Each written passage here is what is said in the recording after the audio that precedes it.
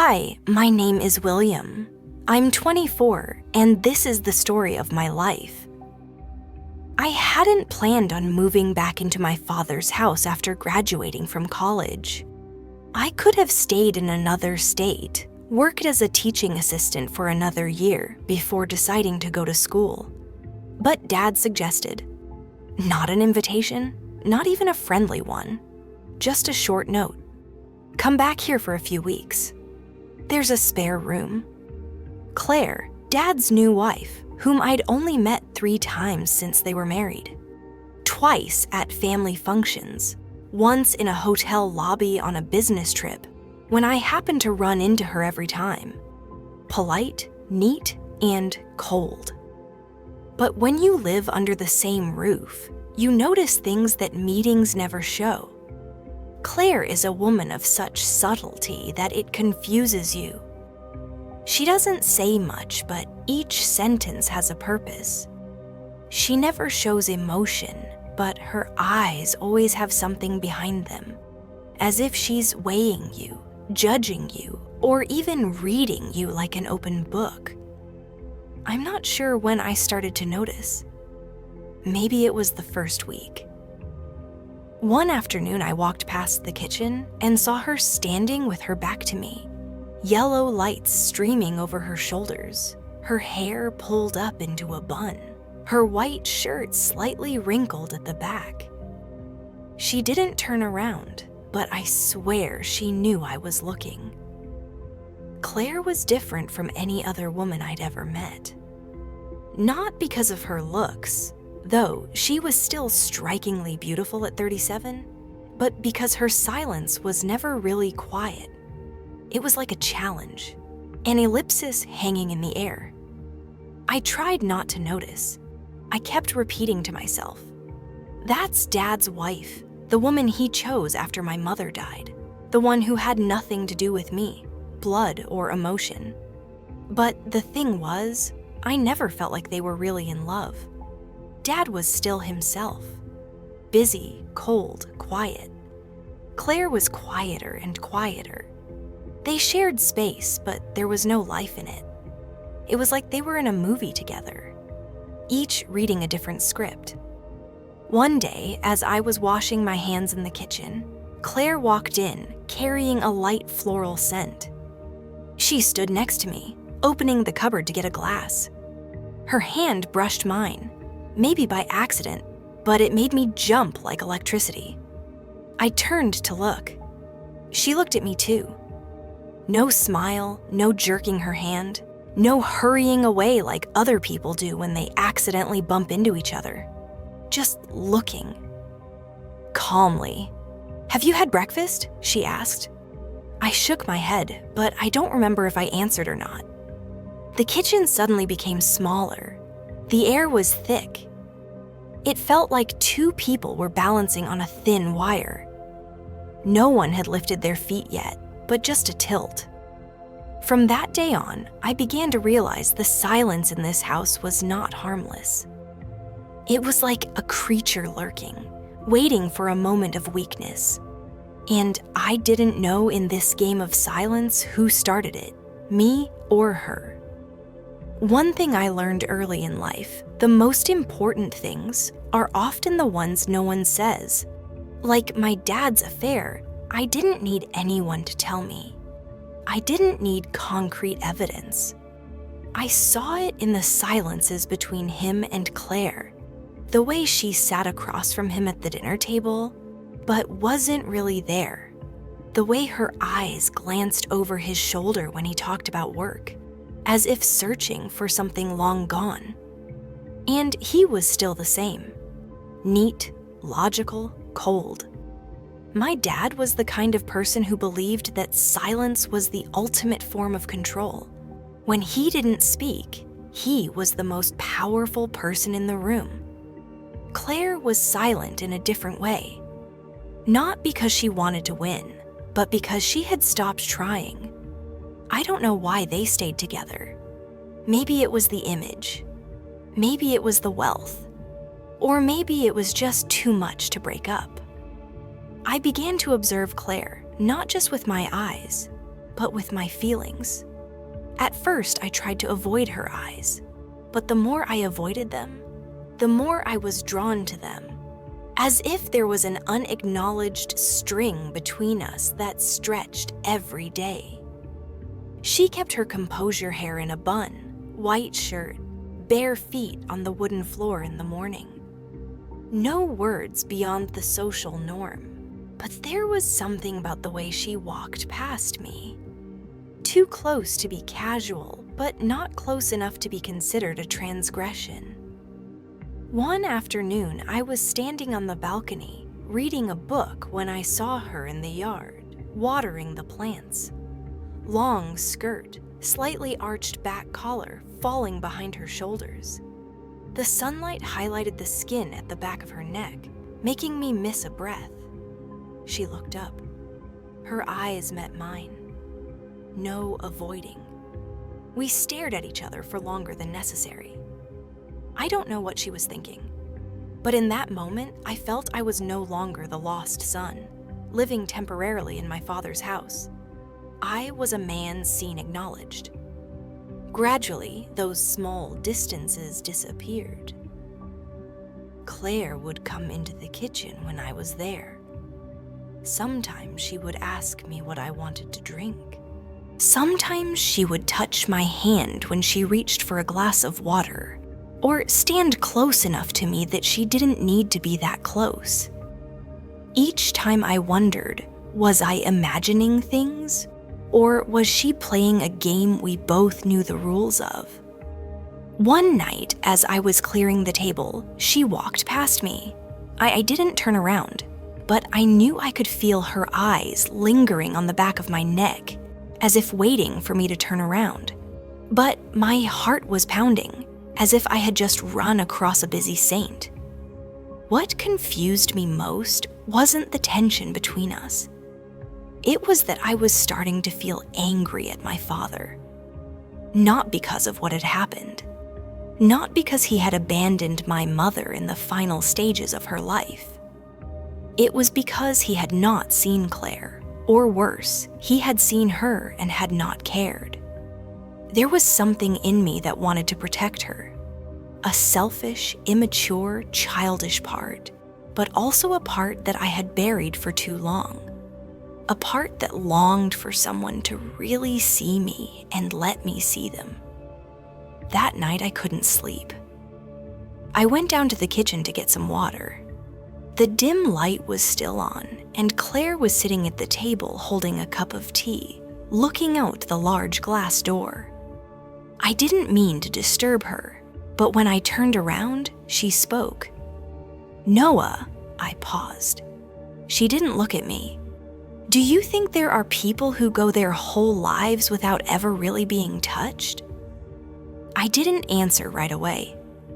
I looked at her hand on the glass, her fingers slightly curled, as if holding the last of the warmth of the water. "Yes," I said. "And there are people who go through their whole lives not touching anyone for fear of being seen." Claire turned to look at me. Then her eyes were like an open door, and I knew that if I took one more step, everything would change. I didn't move forward. I didn't move back. We just looked at each other, both of us knowing what was going on, but neither of us saying anything. And that somehow was more intimate than a hug. There was a special kind of silence that came not from the lack of sound, but from the fact that everything was so carefully calculated that no one dared to make a sound. Claire was that kind of person. Her every move was measured, but not random. Like a silent conductor, she controlled the space around her with the smallest things. The stroke of her hand stirring her teeth, the length of her gaze, and the way she placed a period when she spoke. I used to think I was imagining things, but as time went on, I became more certain. She knew, she saw, and she was leading me. The mornings began as usual, but not as usual. Claire wore a long-sleeved sweater, but the collar was a little looser. Her hair was no longer tied up neatly, but hung loosely over her shoulders. She walked barefoot in the kitchen, and I could hear her soft footsteps on the wooden floor, like a heartbeat trying to keep calm. One time I was standing at the kitchen bar, pouring coffee when she came very close enough that I could feel the scent of her skin and the warmth of her body. She didn't touch me, but she put her hand next to mine on the table, just enough so that if I moved, it would touch skin. She asked me, "What are you going to study next?" The question was simple, but the tone of it was something else. "Psychology," I answered a little hoarse. Claire nodded her lips, curling slightly. "That's good. There are complex minds worth exploring." I wasn't sure if she was talking about me or herself. I began to test myself. Sometimes I stepped closer when I passed her. A glance that was longer than necessary. A gentle personal question. Enough to probe the boundaries, not cross them. But Claire was always one step ahead. Never too much, never too little. One evening, when Mark called to say he was staying an extra night because of an emergency, I saw Claire's eyes change for a split second, a reflex that had been held back. But I caught it. She wasn't happy. She wasn't sad. She just saw opportunity. I didn't know where it had started. I didn't know who had stepped onto the board first. But now we were sitting across from each other in a strange game. There were no rules, no right moves, only who stopped first. And I began to realize something that fascinated and frightened me at the same time. Claire was no longer the one I was watching. She was watching me, and I was moving in the direction she wanted me to go. I don't know when I started dreaming about Claire. At first, it was just fragments. Her silhouette gliding through the doorway, the faint sound of laughter in the kitchen, the faint scent of flowers clinging to the sheets. But then the dreams became more vivid, more real, to the point where when I woke up, I had to sit still for a long time to separate the line between imagination and reality. I knew I shouldn't think like that. I couldn't, but forbidding myself made it grow silently, like an addiction that builds in small doses until you can't turn back. Claire didn't do anything wrong. That's what drove me crazy. She never touched me in an inappropriate way, never said anything out of line. But everything she did, the way she walked past me, bent over to get something called my name in a low, even voice, felt like tiny knives cutting into my defenses. I didn't know where the line was anymore, and I was sure she knew it too. It was a rainy evening, and Mark hadn't come home yet. I was sitting on the balcony, my feet up on the railing, listening to the wind blowing through the trees. Claire brought me a cup of hot tea. She wasn't wearing her usual long sleeve top, just a thin cream sweater. The collar slightly drooped. The light from inside the house highlighted the curve of her collarbone. I didn't look away. I didn't have the sense to pretend to be indifferent anymore. "I noticed you've been quieter than usual these past few days." She sat down next to me, not too close, but close enough for me to hear her breathing. "I'm trying to think." I answered about one. I turned my head to look at her, about saying things I shouldn't have said. Claire looked at me so long that I almost took back my words, but then she just nodded. Depends on the listener. I took a deep breath. My head was pounding. "I think I like you," I said quietly. But surely there was no thunderclap, no backlash, just a pause. Then Claire turned away, looking into the darkness of the backyard. "Do you think it's love, or is it just a fill-in?" she asked, not turning around. I don't know, I said honestly. I just know when I look at you, I don't see you as my father's wife. I see a lonely woman, and I want to pull you out of that.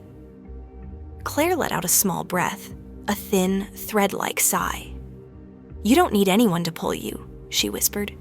You just need someone to see you. We sat in the rain, neither of us saying anything more. But in that moment, I knew I had crossed a line. And Claire, she didn't stop me. No progress either. There are limits that people think they will never cross until they realize they have crossed them for a long time, just not brave enough to admit it. That night, it did not rain. The air was dry, gloomy, as if everything was holding back something that was about to burst. Dad called to say he was late, a party with partners or a surprise meeting. I didn't care anymore. I looked at Claire as she hung up the phone, leaning against the kitchen counter. She was wearing a light brown, knee-length dress. Her hair was loose, her eyes tired but not messy. She no longer hid her coldness when she mentioned Mark. Maybe she had never tried to hide it. I opened my mouth to say something, then closed it. There were no words precise enough for the tension building inside me. Only action. Claire turned her eyes, stopping on me. The light from the ceiling highlights the slight curve of her neck, blurring everything around her, as if the light has chosen her as its focal point. I step closer, not in a hurry, not asking. And Claire, she doesn't back away. In that moment, when I'm less than half a step away from her, I'm no longer me. I'm no longer Mark's son. I'm the only man in the house standing before the only woman who's ever made me feel anything but insignificant. I don't want to guess anymore, I say. I don't want to keep things in my head that aren't true. Claire looks at me for a long time. No smile, no surprise. She just says very quietly, "Then stop guessing. We don't rush into each other like in the movies. There are no wild gestures, no loud words. Everything happens. Slowly, silently, precisely, as if we've both written this script in advance." My hand rested on her waist. She touched my breast lightly, not pushing, not holding. We stared at each other for a long time before our lips met. Not a quick kiss. A question that didn't require an answer. I had never touched anyone like that, and I was sure she had never let anyone touch her like that. Not for lack of opportunity, but for lack of truth. We found that out that night. Afterwards, we lay together without lights, without voices. The room was filled with breath and silence, but not the uncomfortable silence of the first weeks I had moved in. For the first time, the silence felt meaningful. I turned to look at Claire. She was lying on her side, the light from the window reflecting off her cheekbones. I wanted to say I love you, but I knew she wasn't ready to hear it, and I wasn't ready to be rejected. Instead, I just touched her shoulder lightly, feeling the warmth of the person I once thought was impossible. I couldn't sleep that night, not because of fear nor guilt, but because some part of me didn't want to leave that moment. I lay next to Claire, counting her steady breathing in the dark, as if I were trying to memorize every sound of something unrepeatable. She didn't turn to look at me when she woke in the early hours of the morning. She just got out of bed, put on her coat, and walked out of the room as if nothing had happened. Not a word, not a glance. I lay there, waiting for some sign, a glance over my shoulder, a small comment. Anything to prove that last night had been real and meaningful, but nothing. When I went downstairs, Claire was in the kitchen making coffee. She was still in her long-sleeved shirt, her hair pulled back, her face calm. She turned when she heard my footsteps. "Did you sleep well?" she asked, as if we had just had a normal day. I nodded slowly. I tried to read her face, but it was no use. Claire had returned to her role. The calm woman, the wife of a successful businessman, the flawless stepmother. I wanted to ask, did last night really happen? But I didn't dare because I knew the answer would be unbearable. We sat down to breakfast, fried eggs, toast. Everything was arranged neatly, as if it had never been touched by any emotion. I couldn't bear it anymore. "I didn't think you would pretend nothing happened," I said, not looking at her. Claire put down her fork. "For what?" "I know." Silence. Then she exhaled. "You're young, Noah. Everything is for the first time. You'll understand some things happen because of loneliness, not because of love." I looked at her, and for the first time I saw the defensiveness in her eyes. "Are you trying to say that last night meant nothing? You're saying I should forget about it?" I chuckled. Not sad, not angry, just knowing that I had expected something she had never promised to give. "I can't," I said. "You can't expect me to walk past that like a shadow." Claire didn't answer. She just looked out the window, her eyes cold and silent. I skipped my meal and headed straight for the door. Didn't turn around as my hand reached for the doorknob. I heard her say behind me, "Don't love me, Noah, because I won't forgive myself if you're hurt." I didn't answer because I wasn't hurt then, but I knew soon I would. I loved you not just last night, but long before that. Mark returned 2 days later. I heard the clatter of suitcases across the wooden floor, the sound of shoes in the hall, and a familiar, deep voice. "Claire." I was sitting on the sofa, my mind blank. Claire came out of her study, as if everything was still running smoothly. Mark gave her a hug, planted a kiss on her cheek. Claire smiled just enough. No one mentioned me. Even though I was sitting right there, just a few feet away, a few minutes later, Mark turned to me as if he had just remembered my existence. "So did you help Claire keep the house while Dad was away?" I looked at him a long time. "I think she's fine without Dad here." He raised his eyebrows. A faint smile appeared on his lips, half amused, half wary. "You're talking more maturely these days." I didn't answer. I could tell he was starting to get suspicious. And honestly, I wanted him to be suspicious. That night, I tried to avoid Claire. I didn't want to see her fall into the role of the perfect wife again. Not after I'd seen her in a more real, more emotional, more painful version. I heard them talking in the kitchen. The clinking of glasses, the splash of water, Claire's soft laugh as Mark told me something about the conference. I was jealous, sad, and desperate. I knew she wasn't mine, never had been, but that didn't make it any easier. The next day at breakfast, I saw Mark looking at Claire in a way I'd never seen him look at her before, as if he were checking her out. Then he turned to me. "I'm working from home today. There's some reporting to do."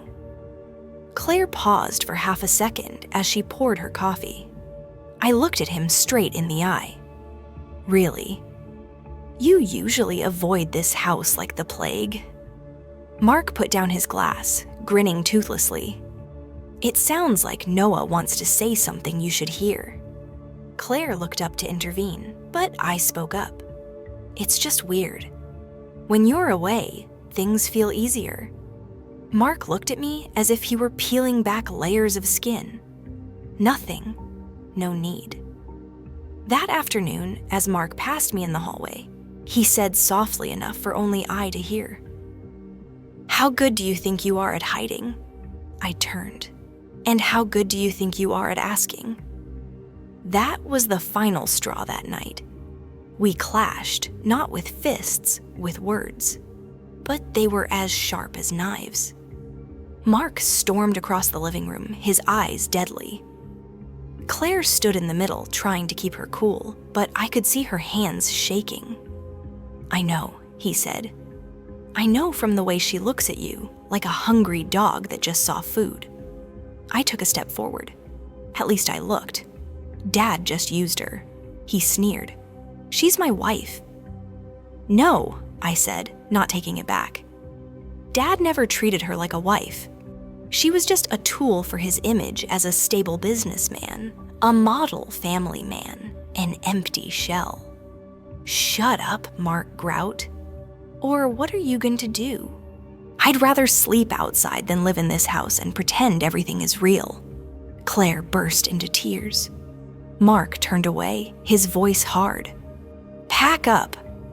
Get out of my house tonight." I didn't protest. I walked into the room, stuffed a few things into my backpack, and walked out. Claire stood near the door, tears still streaming down her face. I stopped, gazed at her for a long moment.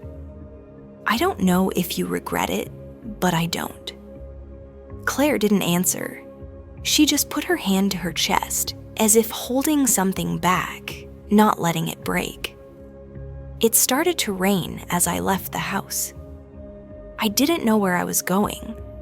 I just knew I needed space to breathe, to forget the image of her standing next to a man who didn't deserve her and me who didn't deserve her. I drove down familiar streets, the rain lashing against the windshield like a slap in the face. My heart was pounding, my hands were shaking. I heard her voice in my head. "Don't love me, Noah." The light was red. I slowed down. An SUV on the other side of the road swerved into the lane. Everything then faded into a blur of horns, screeching brakes, the sound of metal clashing. I don't think words can kill, but sometimes they're the final push. I don't remember the impact, only the flash of headlights, the long piercing siren, and then everything turned to a deep, terrifying silence. No pain, no screams, just the feeling of being pulled out of my body, floating somewhere between nothing and nothing. When I opened my eyes, the first thing I saw was the white ceiling, the strong smell of antiseptic, the steady hum of the machines. A bright light pierced my left eye. I closed it. I couldn't move. Everything felt pinned to the bed. A cold chill radiated from my ribs, but my mind was as blank as a room that had been empty for too long. I heard the first person. It was Claire. Her voice wasn't crying. It wasn't shaking, but it was tired and heavy, as if she had been sitting there for hours, days without moving. "Can you hear that, Noah?" I couldn't answer, but I heard it. She told me about the first days, about the first time I walked into the house, careful, as if afraid to disturb the atmosphere. About the first time I talked back to Mark, and she felt proud, even though she didn't say it. Then her voice dropped. "I'm sorry I couldn't open my eyes, but I knew she was there." Claire. I could feel the change in the air every time she entered the coolness of the room, softening the click of high heels on the floor, the familiar scent of jasmine tea wafting like an old memory. I had been lying here for days. My consciousness was in and out of focus. The outside world passed by like a frosted glass. I could see images, hear voices, but I couldn't touch anything. I heard Claire whispering every day. Sometimes it was small talk about the roses blooming in the yard, about the stray cat sleeping on the roof, about the dishwasher making its usual loud noise. But today, she didn't tell a story. She just stayed silent for a long time. Then she spoke slowly, as if peeling away the layers of skin from her heart. Noah, her voice caught, then softened. I thought I was the one who had everything under control. I never wanted anyone to see my weakness, not even my husband. I wanted to tell her I did, and I didn't look away. But then you walked into that house with that clear look, and the way you weren't trying to take me, just be there, looking at me like I really existed. I wanted to touch her hand, to squeeze it, to tell her she wasn't alone. I'm not sure I love you, but I know no one has ever made me feel this real, even when I'm wrong. Silence. I thought she was going to stand up, walk out, leave me with my unfinished sentence. But then, you're not a replacement. You're the first person who made me feel real.